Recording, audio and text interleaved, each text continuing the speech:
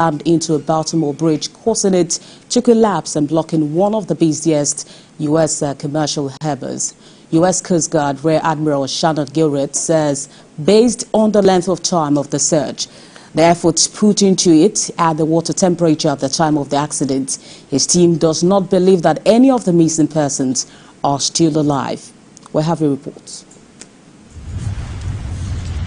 The 6 persons were members of a nighttime construction crew who were repairing potholes on the major bridge when disaster struck not so long after midnight. The U.S. Foreign Ministry says 2 of the missing workers were from Guatemala, while a local news medium says Mexican, Salvadoran and Honduran nationals were also among the victims.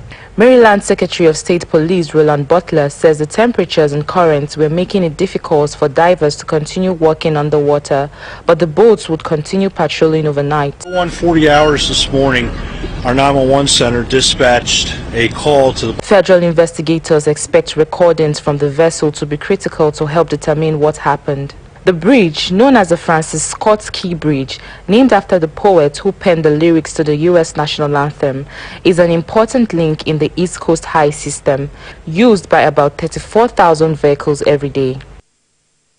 Speaking from the White House Tuesday, President Biden said his government would pay for the bridge repair and expects U.S. Congress to cooperate. I told them we're going to send all the federal resources they need as we respond to this emergency. I mean all the federal resources. And we're going to rebuild that port together. Everything so far indicates that this was a terrible accident. At this time, we have no other indication, no other reason to believe there's any intentional act here. Personnel on board the ship were able to alert the Maryland Department of Transportation that they had lost control of their vessel, as you all know and reported. As a result, local authorities were able to close the bridge to traffic before the bridge was struck, which undoubtedly saved lives.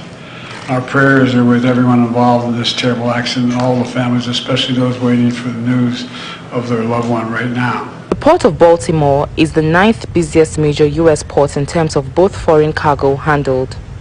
It is directly responsible for more than 15,000 jobs, supporting almost 140,000 more.